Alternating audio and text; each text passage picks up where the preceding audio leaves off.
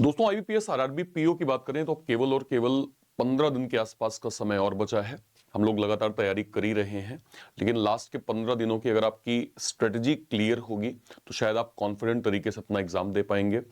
और वो प्रॉब्लम्स जो आपको शायद मॉक में हो रही है, कितना स्कोर करना चाहिए, कैसे स्कोर करना चाहिए, क्या अटेम्प्ट्स होने चाहिए, कहां गलतियां आप कर रहे हैं जिसको आप रेक्टिफाई नहीं कर पा रहे हैं, आज बहुत कम समय में मैं इस वीडियो में बताने वाला हूं।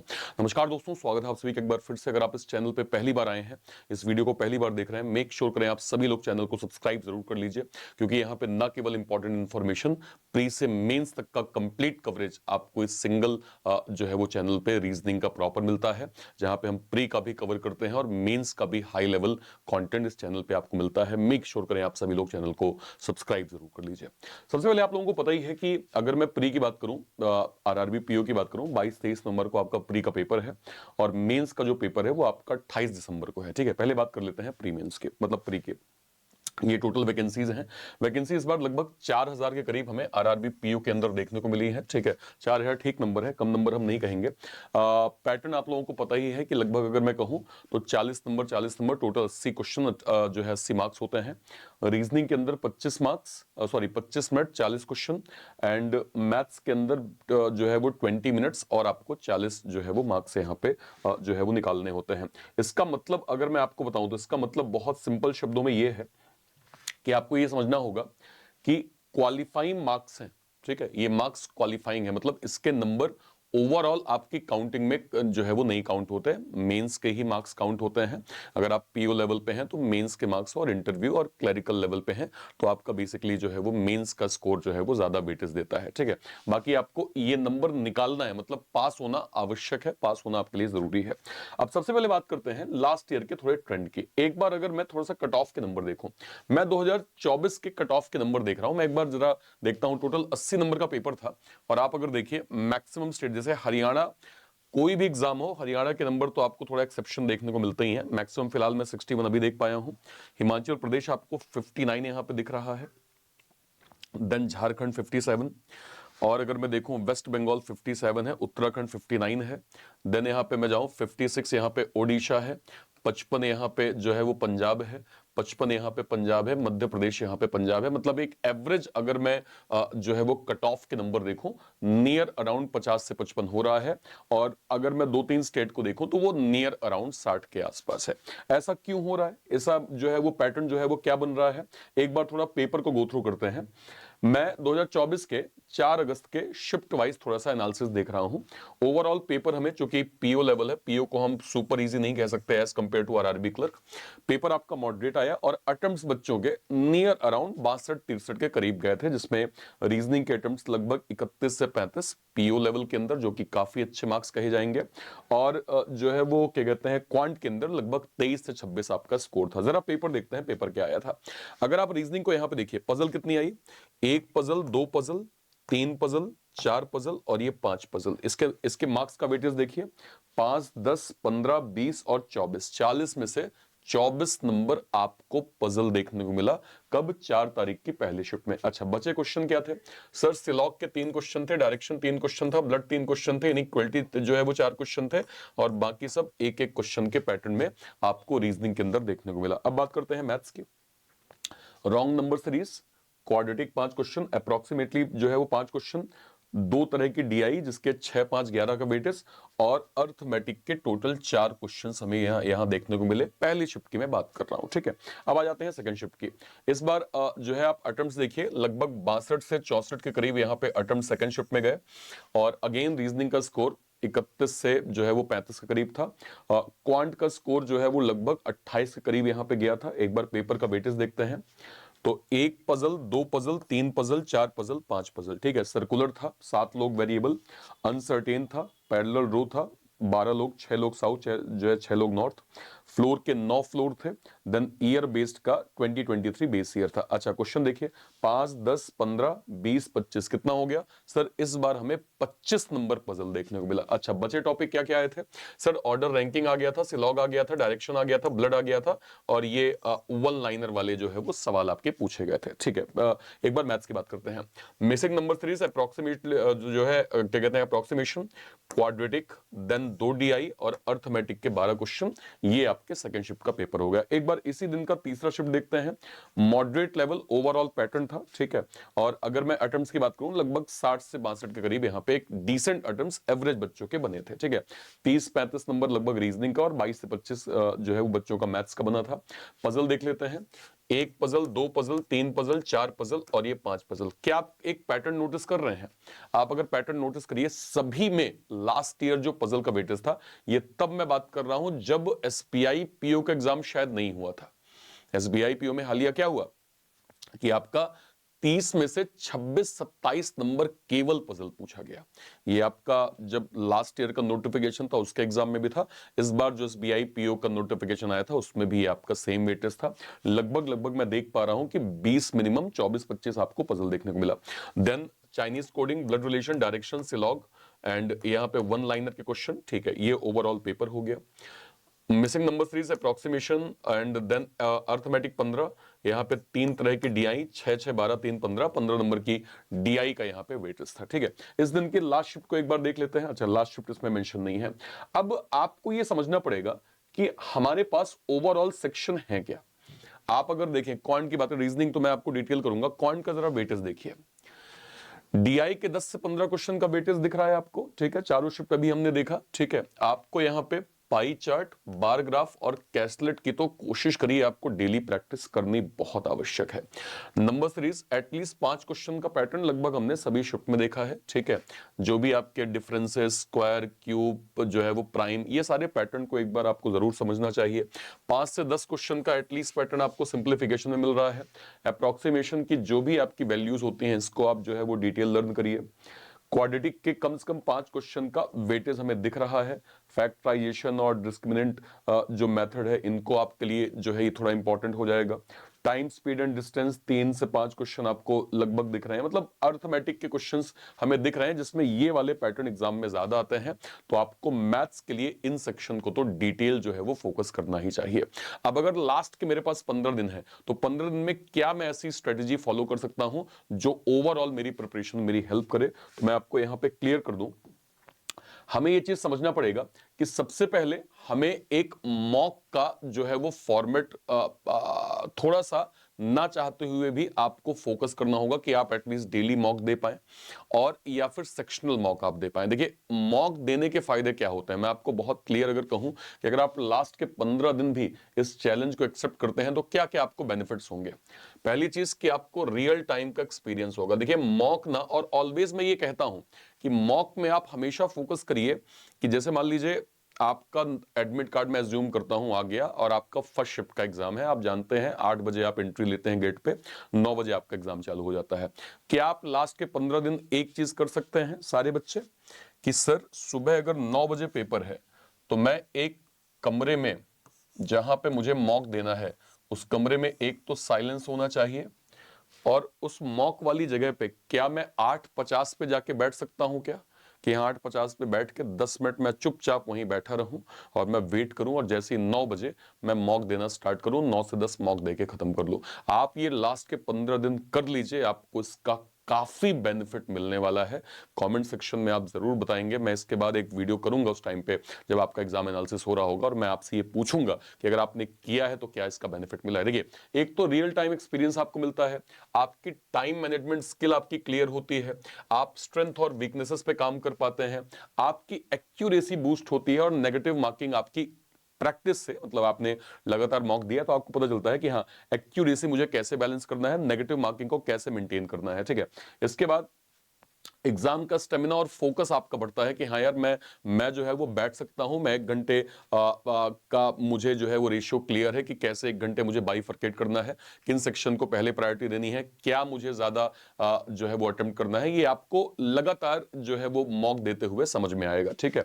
देन आप यहाँ पे क्वेश्चन सिलेक्शन स्ट्रेटेजी आप जो है वो, ये बहुत इंपॉर्टेंट है। ये आप अभी मैं बोल रहा हूं मॉक आप नहीं देना, आपको नहीं समझ में आएगा, आप नहीं फील कर पाएंगे, लेकिन जब आप मॉक देते हैं ना तो क्वेश्चन की सिलेक्शन स्ट्रेटेजी आपकी क्लियर होती है। कंपैरिजन आपको मिलता है कि आप कितने पानी में हैं, अगले अगले पर्सन जिसने सेम मॉक दिया है वो कहां पे है, तो वो भी आपका एक कॉन्फिडेंस बूस्ट करता है। समझ रहे हैं आप, ठीक है। इसके बाद आप कहीं ना कहीं रिवीजन और रिकॉल कर पाते हैं, और ये सबसे इंपॉर्टेंट चीज तो ये है भाई, मॉक देने का सबसे इंपॉर्टेंट बेनिफिट तो ये होता है कि फाइनल एग्जाम से पहले हम अपने कॉन्फिडेंस को बूस्ट कर पाते हैं, जो हमारे एग्जाम के लिए काफी ज्यादा इंपॉर्टेंट है। अब मैं आपको लास्ट के 15 दिन की कुछ शॉर्ट स्ट्रेटजी बताता हूं, जिसको आपको जो है वो फॉलो करने की बहुत आवश्यकता होगी। आपको मैं सिंपल यहां पे इस सेक्शन से जो है वो स्टार्ट करता हूं। देखिए सिंपल देख लीजिए आप, अगर मैं लास्ट के 15 दिन को फोकस करूं, क्या करना चाहिए आपको। डे 1 में कुछ इंपॉर्टेंट टॉपिक जो आपको पढ़ना ही पढ़ना है, जैसे सिलॉग आता ही आता है पहले, और आरआरबी पीओ क्लर्क में तो मैं मान सकता हूं कि सिलॉग इनइक्वालिटी एक साथ भी आ जाए, क्योंकि 40 नंबर का पेपर है। 35-30 में क्या होता है, सिलॉग इनइक्वालिटी में कोई एक ही आता है, तो सिलॉग एक हायर वेटेज है जिसका एग्जाम में जो है वो जो है आपको बेनिफिट मिलेगा। तो सिलॉग आपको पढ़ना है, साथ में पजल पढ़ना है, ठीक है। इन दोनों को, जैसे पजल का तो वन स्टॉप सॉल्यूशन मैं आपको बता देता हूं। क्या सर, मैं डेली पजल का सेशन लेता हूं, डेली डेली। तो अगर आप यहां पे जाएंगे, आप इस चैनल को रीजनिंग बाय अर्पित सर जाएंगे, इस चैनल के लाइव सेक्शन में आप जाएंगे, आपको डेली यहां पे पजल जो है वो मिल रही है। हम लोग डेली जो है वो पजल कवर कर रहे हैं। 2 वेरिएबल पजल मैंने जो है वो ली थी आरआरबी पीओ के अंदर, जिसमें रंगारंग हम लोगों ने अच्छे खासे पजल की प्रैक्टिस करी थी। मेक श्योर करें आप इस चैनल को सब्सक्राइब कर लीजिएगा, यहां पे आपको जो है वो रेगुलर पजल प्लस पीडीएफ मिल जाती है, ठीक है। क्वांट में आपको सिंप्लीफिकेशन का 2 घंटे का ये टाइम देना है, इन सारे सेक्शन को पढ़ना है। मेक श्योर करें कि आप इनके रूल्स को अच्छे से समझ लीजिए, जो भी आपका सिलॉग है और जो भी आपका जो है वो सिंप्लीफिकेशन है। पजल आपको मैं जो डेली क्लास दे रहा हूं, अगर आप उसको भी रिवाइज कर देंगे, मोर देन सफिशिएंट है। पजल में आपको एक्स्ट्रा ज्यादा बुद्धि नहीं लगानी है। डे 2 में इनइक्वालिटी, और यहां पे आ जाइए अप्रोक्सीमेशन, ठीक है। इनके कम से कम 20-30 क्वेश्चंस की प्रैक्टिस आप कर लीजिए, आपका बेस क्लियर हो जाएगा। नेक्स्ट पे आ जाए, अगले पे अगर मैं आऊंगा, डायरेक्शन डिस्टेंस इंपॉर्टेंट वेटेज है, percentage and ratio proportion, profit loss simplification मतलब सिंपल इंटरेस्ट, इन सभी का एक जो है वो एक्सेल बना लीजिए, जहां पे आपको ये क्लियर हो कि अर्थमेटिक के क्वेश्चंस के क्या बेसिक नियम है, क्या बेसिक रूल है, जो मैं एग्जाम में जो है वो लगा सकता हूं। अगले दिन आइए कोडिंग डिकोडिंग पे आ जाइए, ठीक है। इसके साथ में यहाँ पे पजल भी मैं ऐड कर देता हूं। पजल आपको डेली ही पढ़नी है। क्वांट में अगर मैं जाऊं, averages, partnership, profit loss, SICI, 25 question coding decoding के और 20 अर्थमेटिक के क्वेश्चंस का आप रिवीजन कर लीजिए। इसके बाद आप नेक्स्ट पे आई, रिवीजन फेज में हमें क्या करना है, हमें पजल मतलब रीजनिंग और यहां पे जो है वो क्वांट, जिसमें मैं कहूंगा 10 कॉम्प्लेक्स पजल के लिए एक सिंगल सॉल्यूशन कि आप मेरी क्लास देख लीजिए, उसमें आपको पजल मिल जाएगा। यहां पे आप एक मॉक डेली, यहां पे मॉक को मैं डेली यहां पे ऐड करूंगा, एक मॉक आपको देना है और उसको एनालिसिस करने में आपको टाइम देना है, ठीक है। इसके बाद आइए, जो भी आपने लास्ट के जो है वो 2-3 टॉपिक को पढ़ा है, एक बार उनको कॉन्सेप्चुअल आप जो है वो रिवाइज कर लीजिए। मॉक टेस्ट आपको सेक्शनल मॉक पे फोकस करना है। देखिए मैं हमेशा ये बोलता हूं, जो भी आपने मॉक लिया है, जो भी मॉक आपके पास है, उसमें सेक्शनल मॉक जरूर दिया होगा। आपको मेन मॉक को खत्म करना है, लेकिन अगली प्रायोरिटी आपकी ये है कि आपका सेक्शनल मॉक भी प्रॉपर यहां पे खत्म होना ही होना चाहिए, ठीक है। इसके बाद अपनी परफॉर्मेंस को एनालिसिस करना बहुत इंपॉर्टेंट है। जितना ज्यादा आप परफॉर्मेंस पे फोकस करेंगे, उतना आप अपनी गलतियों को देख पाएंगे, जो आपके आरआरबी पीओ के एग्जाम में हेल्प करेगा आपका, ठीक है। Then complex puzzle, double row, circular with condition, ठीक है। Caselet DI, pie chart DI, 10 complex puzzle कहां से करेंगे सर, मेरी क्लास होती है, डेली होती है, मैं मिनिमम 10 क्या 20 पजल कम से कम वहां देता हूं, तो आप उस पीडीएफ को भी रिवाइज कर लेंगे, आपकी काफी हेल्प हो जाएगी। Then complex puzzle, mixture alligation, 20 reasoning question जो भी मिसलेनियस के पैटर्न है, उसका भी मैं डेली पेपर करता हूं। पेपर प्लस पीडीएफ में दोनों एक साथ प्रोवाइड कर देता हूं, तो वो आपको वन स्टॉप सॉल्यूशन में मिल जाएगा। जो है वो 15 मिक्सचर रेलिगेशन की प्रॉब्लम। देन अगर मैं यहां पे जाऊं नेक्स्ट में, कॉम्प्लेक्स पजल, पाइप एंड सिस्टेंस, ठीक है। और आपको कोशिश करना है कि कोडिंग डिकोडिंग डायरेक्शन इन सारे क्वेश्चंस का जो है वो प्रैक्टिस आप कर पाए, ठीक है। नेक्स्ट पे आ जाइए, blood relation, complex puzzle, sectional test दीजिए आप, ठीक है, जिसमें पजल हो, डीआई हो, अर्थमेटिक हो, ब्लड रिलेशन के क्वेश्चंस की आप प्रैक्टिस कर लें। आपको कंटेंट कम लगे, मुझसे आप मांग लीजिए, मैं आपको कंटेंट और दे दूंगा, ठीक है। ओके, नेक्स्ट पे आ जाइए, सेटिंग अरेंजमेंट। देन आपको क्वांट पढ़ना है, प्रैक्टिस के लिए 10 सिटिंग अरेंजमेंट और 20 नंबर सीरीज के प्रॉब्लम्स को आप जो है वो यहां पे सॉल्व करिए। नेक्स्ट पे आइए, डे 13 में सिलॉग और कॉम्प्लेक्स पजल, इसके बाद एडवांस अर्थमेटिक के क्वेश्चंस, और इन दोनों पैटर्न का अच्छे से आप रिवीजन कर लीजिए। और लास्ट के 2 दिन में आपका पूरा फोकस जो है वो क्या होना चाहिए, लास्ट के 2 दिन मतलब एग्जाम से एक दिन पहले, मॉक देना है, मॉक को रिवीजन करना है, सेक्शनल मॉक मुझे देना है, सेक्शनल मॉक को रिवीजन करना है। ये आपका बिल्कुल रूटीन होना चाहिए, एक आपका स्ट्रिक्ट डिसिप्लिन यहाँ पे मेंटेन हो जाएगा। आपको इसका बेनिफिट जो है वो काफी ज्यादा मिलने वाला है। और जब मैं मॉक की बात करता हूं तो मैं हमेशा इस चीज को यहाँ पे ऐड करता हूं। जब मैं मॉक कहता हूं तो ये है कि आपको ना ये स्ट्रेटेजी बार बार फॉलो करनी है। मॉक टेस्ट आप दीजिए, अपनी परफॉर्मेंस को एनालिसिस करिए, वीक एरियाज पे काम करिए, उसके प्रैक्टिस क्वेश्चंस पे आइए, इंप्रूवमेंट आपको दिखे, वापस मॉक दीजिए। इस साइकिल को आप जितनी बार रिपीट करेंगे, जितनी बार आप रिपीट करते जाएंगे, आपका नंबर और आपका कॉन्फिडेंस उतना बूस्ट होता जाएगा। ध्यान रखिएगा, जब आप मॉक दे रहे हैं, मेक श्योर करें कि आपका परसेंटाइल का कॉलम, एक मॉक के रिजल्ट में बगल में एक परसेंटाइल का कॉलम आपको दिया होता है फाइनल रिजल्ट के बगल में, जिसमें जो भी आपका रिजल्ट है उसके साथ जो परसेंटाइल का परसेंट है वो ऑलवेज आपका 80 से ऊपर तो होना ही चाहिए। 80, 85, 90, मतलब 80 आपका मिनिमम बेस है, 85, 90 है, इससे अच्छा कुछ नहीं हो सकता है। इस बेस को प्रॉपर जो है वो मजबूत रखिएगा। ठीक है, सारे बच्चे एक बार मुझे वीडियो के कमेंट सेक्शन में जरूर बताइएगा, आपने हालिया जो भी आरआरबी पीओ का मॉक दिया है, जो भी आपने पीओ का मॉक दिया है, उसमें आपका टोटल स्कोर कितना बन रहा है और आपका मैथ और रीजनिंग का स्कोर कितना है, प्लस परसेंटाइल उस पर्टिकुलर मॉक में आपके कितने बन रहे हैं।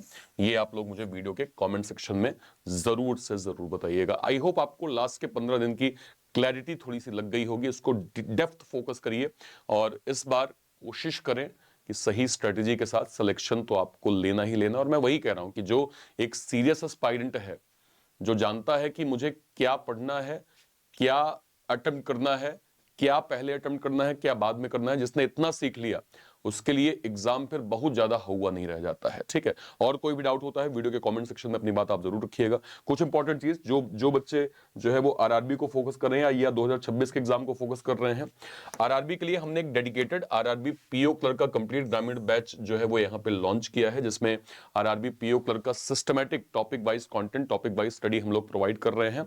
मेक श्योर करें, अगर आपको स्टिल कुछ टॉपिक्स में प्रॉब्लम है तो अभी भी हमारे पास समय है, इस बैच के माध्यम से अपनी स्टडी जो है वो कर सकते हैं। हमारे जो डिफेंस के सर लोग हैं, जो हमारे एक्स सर्विसमैन सर लोग हैं, उनके लिए डेडिकेटेड हमने RRB clerk special ex serviceman 2.0 batch launch किया है, जो ईएसएम और डीईएसएम कैटेगरी दोनों के लिए डेडिकेटेड जो है वो clerical level ex serviceman batch होगा। ठीक है, इसके अलावा हमने 2026 के सभी बड़े एग्जाम्स के लिए बैंकर्स फाउंडेशन 2026 का बैच लॉन्च किया है। इस बैच के माध्यम से आप 2026 के सभी बड़े एग्जाम्स को जो है वो प्रॉपर यहाँ पे कवर कर सकते हैं, चाहे पीओ हो चाहे क्लर्क हो।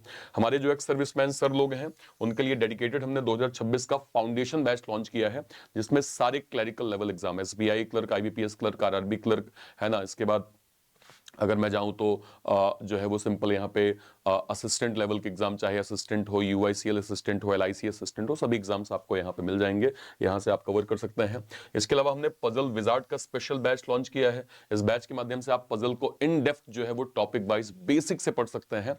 पजल का वेटेज अभी अभी आपने आरआरबी के पेपर में देखा है, तो puzzle topic wise strategy, complete content, unlimited practice, study material, PDF notes, सब कुछ आपको इस बैच में मिल जाएगा, जो आपकी पजल में काफी मदद करने वाला है। बहुत डिसेंट प्राइसिंग हमने जो है वो पजल विजार्ड की रखी है।